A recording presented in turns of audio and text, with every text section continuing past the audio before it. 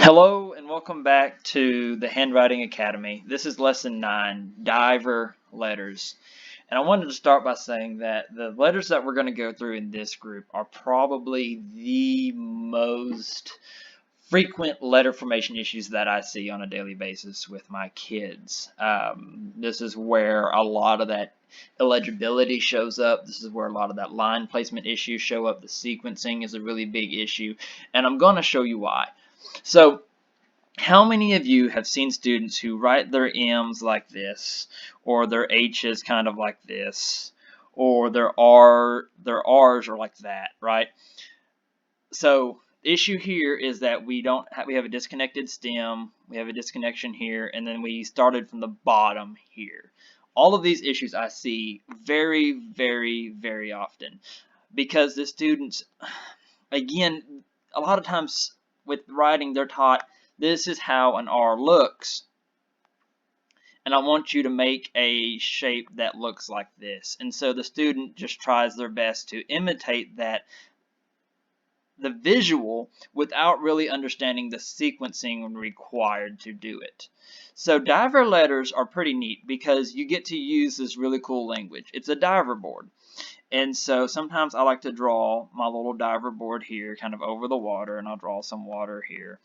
And so you start with the letter R. The letter R is your first diver letter. So you start here and you come down, you bounce off the diving board, and then you jump into the water.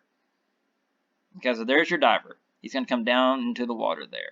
So you come down and then trace back up as you bounce, and you come over.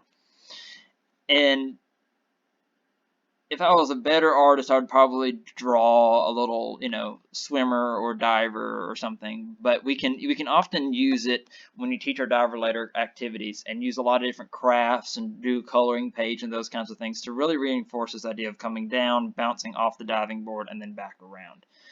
Now, one of the important things about diving, and this is one of the things I try to tell my students a lot, is you can't come down and then dive out. Right? How many of us have seen a kid's H look like this? And they have this big, huge gap right there between the stem and the rest of the letter.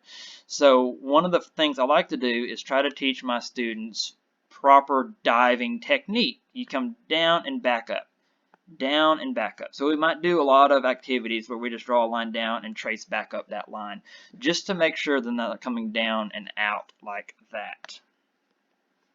So your diver letters are a really important lowercase group because they're one of the largest lowercase groups that you can teach using that same technique of the diver letter. And I'm going to show you real quick what letters those are. They all use that diving technique. First, you teach the R, the lowercase r, because it's the simplest form of that diver letter. Next, you come down and you're going to teach the lowercase p. Okay, and then you teach N, so N comes back up and it comes down to the line. And then you do the M, because it's just the N doubled. And then you have H, so it starts up tall, and you come around, and always making sure that you're tracing this line here. You're not leaving any big gaps. And then you have that lowercase b. Remember, we taught the D with the magic C shape.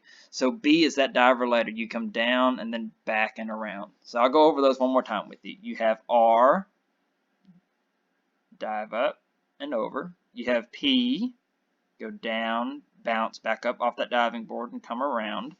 You have N, you have M, H, and B. Because B does not do this. Okay, B comes down and then around. So, teaching these diver letters is a really fun activity. My kids have a lot of fun doing diver letters, and I know I keep saying diver letters over and over and over again, but I want you, when you see these letters, to think diver, because they all start up here at the top. My bottom up writers, these are the letters that get them in trouble because they like to start down here at the bottom on the line. because it's easy to start on the line, right? So if we had that baseline right here, it's easy to put your pencil right here on the line and then make an N and then come back and add that stem, because we see kids constantly do that, right? M, I see this so much. I see that kind of M so much because they're trying to reconnect that stem because they know there's a stem on there, but they don't understand how to make it look good, and they're doing it out of sequence. So there you have it. There's your diver letters. Teaching these is going to have the biggest impact on your students' legibility. I guarantee it. It is the biggest issue that most of my, especially second and third graders, have, because they know what an R looks like, and so they're starting from the bottom and they're writing up. And that's not the way to do it, right? You want to start with that stem, come down, bounce straight back up off that diving board, and then come back over and jump into the water. Diver letters, they're fun, they're good visual, and it sets up your kid for a lot of success because it's one of the bigger categories in your letter formation groups. Appreciate you guys checking in on lesson 9, and I'll see you next week for lesson 10 as we finish up our lowercase letter formation.